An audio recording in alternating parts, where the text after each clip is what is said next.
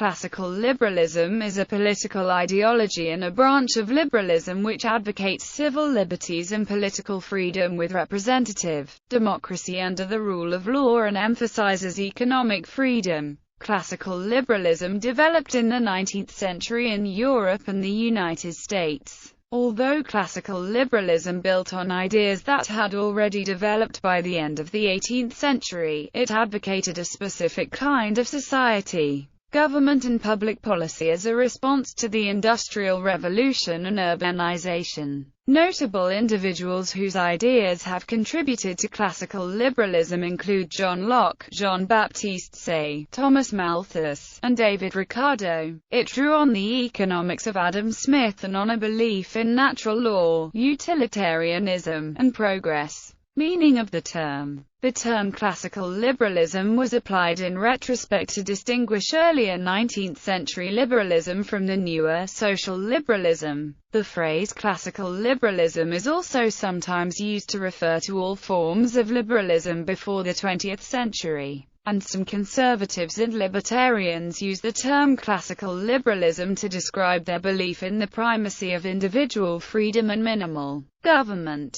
It is not always clear which meaning is intended. Evolution of core beliefs. Core beliefs of classical liberals included new ideas, which departed from both the older conservative idea of society as a family and from later sociological concept of society as complex set of social networks, that individuals were egoistic, coldly calculating, essentially inert and atomistic, and that society was no more than the sum of its individual members. Classical liberals agreed with Thomas Hobbes that government had been created by individuals to protect themselves from one another, and that the purpose of government should be to minimize conflict between individuals that would otherwise arise in a state of nature. These beliefs were complemented by a belief that laborers could be best motivated by financial incentive. This led classical liberal politicians at the time to pass the Poor Law Amendment Act 1834, which limited the provision of social assistance, because classical liberals believed in markets as the mechanism that would most efficiently lead to wealth. Adopting Thomas Malthus's population theory, they saw poor urban conditions as inevitable. They believed population growth would outstrip food production, and they regarded that consequence desirable, because starvation would help limit population growth. They opposed any income or wealth redistribution, which they believed would be dissipated by the lowest orders. Drawing on selected ideas of Adam Smith, classical liberals believed that it is in the common interest that all individuals must be able to secure their own economic self-interest, without government direction. They were critical of the welfare state as interfering in a free market. They criticized labor's group rights being pursued at the expense of individual rights, while they accepted big corporations' rights being pursued at the expense of inequality of bargaining power noted by Adam Smith. A landlord, a farmer, a master manufacturer, a merchant, though they did not employ a single workman, could generally live a year or two upon the stocks which they have already acquired. Many workmen could not subsist a week, few could subsist a month, and scarce any a year without employment. In the long run the workman may be as necessary to his master as his master is to him, but the necessity is not so immediate. Classical liberals believed that individuals should be free to obtain work from the highest-paying employers, while the profit motive would ensure that products that people desired were produced at prices they would pay. In a free market, both labor and capital would receive the greatest possible reward, while production would be organized efficiently to meet consumer demand. An important caveat, as exemplified by the law of equal liberty and the Lockean proviso, is that all must be able to pursue liberty equally, without infringing on the equal rights of others. It was not until emergence of social liberalism that child labor was forbidden, minimum standards of worker safety were introduced, a minimum wage and old age pensions were established, and financial institutions were regulated with the goal of fighting cyclic depressions, monopolies, and cartels. Classical liberals opposed these new laws, which they viewed as an unjust interference of the state. They argued for what they called a slim state, limited to the following functions: protection against foreign invaders, extended to include protection of overseas markets through armed intervention, protection of citizens from wrongs committed against him by other citizens, which included protection of private property, enforcement of contracts, and suppression of trade unions. The Chartist movement was an example of this. Building and maintaining public institutions, and public works that included a stable currency, standard weights and measures, and support of roads, canals, harbors, railways, and postal and other communications services. They assert that rights are of a negative nature, which require other individuals to refrain from interfering with the free market, whereas social liberals asserts that individuals have positive rights, such as the right to vote, the right to an education, the right to health care, and the right to a living wage. For society to guarantee positive rights requires taxation over and above the minimum needed to enforce negative rights. Core beliefs of classical liberals did not necessarily include democracy, where law is made by majority vote by citizens, because there is nothing in the bare idea of majority rule to show that majorities will always respect the rights of property or maintain rule of law. For example, James Madison argued for a constitutional republic with protections for individual liberty over a pure democracy, reasoning that in a pure democracy, a common passion or interest will, in almost every case, be felt by a majority of the whole, and there is nothing to check the inducements to sacrifice the weaker party. In the late 19th century,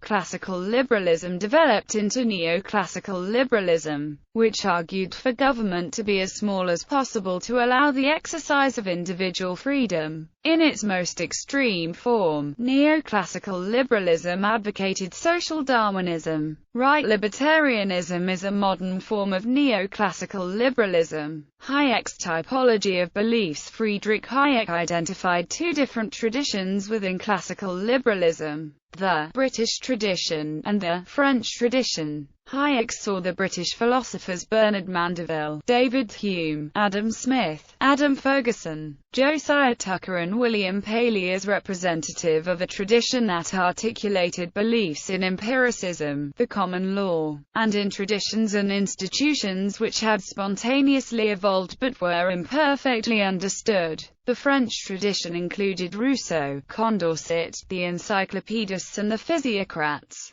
This tradition believed in rationalism and sometimes showed hostility to tradition and religion. Hayek conceded that the national labels did not exactly correspond to those belonging to each tradition. Hayek saw the Frenchmen Montesquieu, Constant and Tocqueville as belonging to the British tradition, and the British Thomas Hobbes, Priestley, Richard Price and Thomas Paine as belonging to the French tradition. Hayek also rejected the label laissez-faire as originating from the French tradition and alien to the beliefs of Hume and Smith. History. Classical liberalism in Britain developed from Whiggery and radicalism, and was also heavily influenced by French physiocracy, and represented a new political ideology. Whiggery had become a dominant ideology following the Glorious Revolution of 1688, and was associated with the defence of Parliament, upholding the rule of law and defending landed property. The origins of rights were seen as being in an ancient constitution, which had existed from time immemorial. These rights, which some Whigs considered to include freedom of the press and freedom of speech, were justified by custom rather than by natural rights. They believed that the power of the executive had to be constrained. While they supported limited suffrage, they saw voting as a privilege, rather than as a right. However, there was no consistency in Whig ideology, and diverse writers including John Locke, David Hume, Adam Smith and Edmund Burke were all influential among Whigs, although none of them was universally accepted. British radicals, from the 1790s to the 1820s, concentrated on parliamentary and electoral reform, emphasizing natural rights and popular sovereignty. Richard Price and Joseph Priestley adapted the language of Locke to the ideology of radicalism. The radicals saw parliamentary reform as a first step toward dealing with their many grievances, including the treatment of Protestant dissenters, the slave trade, high prices and high taxes. There was greater unity to classical liberalism ideology than there had been with Whiggery. Classical liberals were committed to individualism, liberty and equal rights. They believed that required a free economy with minimal government interference. Writers such as John Bright and Richard Cobden opposed both aristocratic privilege and property, which they saw as an impediment to the development of a class of yeoman farmers. Some elements of Whiggery opposed this new thinking, and were uncomfortable with the commercial nature of classical liberalism. These elements became associated with conservatism. Classical liberalism was the dominant political theory in Britain from the early 19th century until the First World War. Its notable victories were the Catholic Emancipation Act of 1829, the Reform Act of 1832, and the repeal of the Corn Laws in 1846. The Anti-Corn Law League brought together a coalition of liberal and radical groups in support of free trade under the leadership of Richard Cobden and John Bright, who opposed militarism and public expenditure. Their policies of low public expenditure and low taxation were adopted by William Ewart Gladstone when he became Chancellor of the Exchequer and later Prime Minister. Classical liberalism was often associated with religious dissent in nonconformism. Although classical liberals aspired to a minimum of state activity, they accepted the principle of government intervention in the economy from the early 19th century with passage of the Factory Acts. From around 1840 to 1860, laissez-faire advocates of the Manchester School and writers in The Economist were confident that their early victories would lead to a period of expanding economic and personal liberty and world peace, but would face reversals as government intervention and activity continued to expand from the 1850s. Jeremy Bentham and James Mill, although advocates of laissez-faire, non-intervention in foreign affairs, and individual liberty,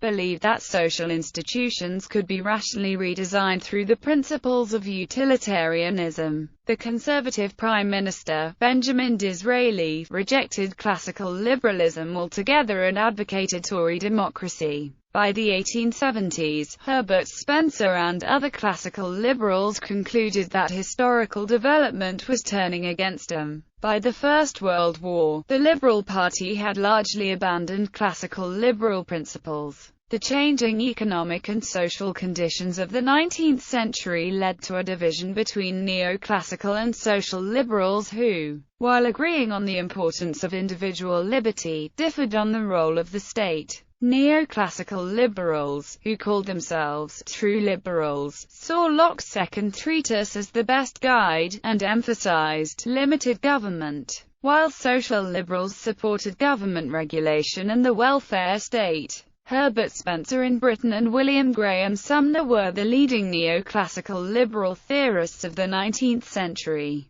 Neoclassical liberalism has continued into the contemporary era, with writers such as John Rawls. The evolution from classical to social welfare liberalism is reflected in Britain in, for example, the evolution of the thought of John Maynard Keynes. In the United States, liberalism took a strong root because it had little opposition to its ideals, whereas in Europe liberalism was opposed by many reactionary interests. Thomas Jefferson adopted many of the ideals of liberalism but, in the Declaration of Independence, changed Locke's life, liberty, and property to the more socially liberal life, liberty, and the pursuit of happiness. As America grew, industry became a larger and larger part of American life, and, during the term of America's first populist president, Andrew Jackson, economic questions came to the forefront. The economic ideas of the Jacksonian era were almost universally the ideas of classical liberalism. Freedom was maximized when the government took a hands-off attitude toward industrial development and supported the value of the currency by freely exchanging paper money for gold.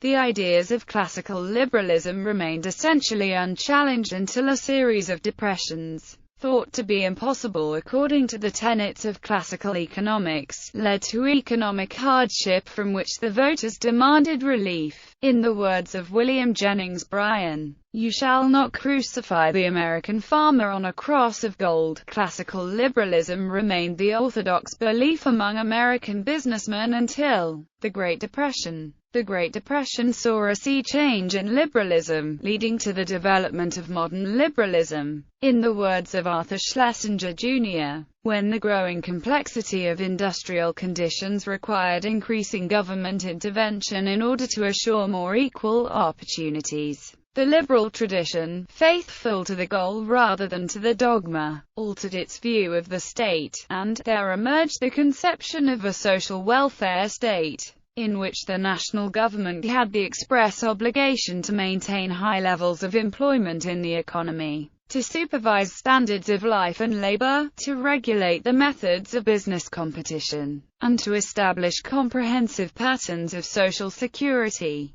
Political economy. Classical liberals saw utility as the foundation for public policies. This broke both with conservative tradition and Lockean natural rights, which were seen as irrational. Utility, which emphasizes the happiness of individuals, became the central ethical value of all liberalism. Although utilitarianism inspired wide-ranging reforms, it became primarily a justification for laissez-faire economics. However, classical liberals rejected Adam Smith's belief that the invisible hand would lead to general benefits and embraced Thomas Robert Malthus' view that population expansion would prevent any general benefit and David Ricardo's view of the inevitability of class conflict. Laissez-faire was seen as the only possible economic approach, and any government intervention was seen as useless and harmful. The Poor Law Amendment Act 1834 was defended on scientific or economic principles, while the authors of the Elizabethan Poor Law of 1601 were seen as not having had the benefit of reading Malthus.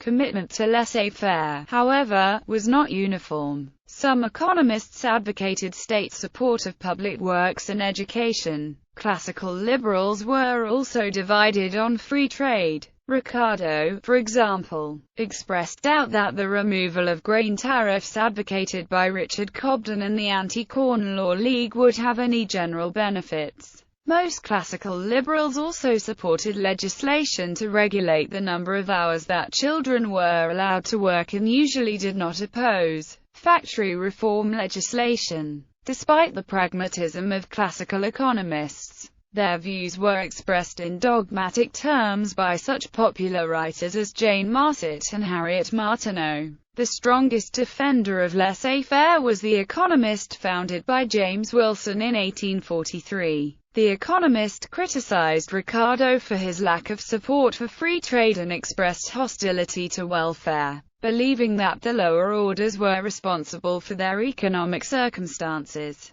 The Economist took the position that regulation of factory hours was harmful to workers and also strongly opposed state support for education, health, the provision of water, and granting of patents and copyrights. The Economist also campaigned against the Corn Laws that protected landlords in the United Kingdom of Great Britain and Ireland against competition from less expensive foreign imports of cereal products. A rigid belief in laissez-faire guided the government response in 1846 to 1849 to the Great Famine in Ireland, during which an estimated 1.5 million people died. The minister responsible for economic and financial affairs, Charles Wood, expected that private enterprise and free trade rather than government intervention, would alleviate the famine. The Corn Laws were finally repealed in 1846 by removal tariffs on grain, which kept the price of bread artificially high. However, repeal of the Corn Laws came too late to stop Irish famine, partly because it was done in stages over 3 years.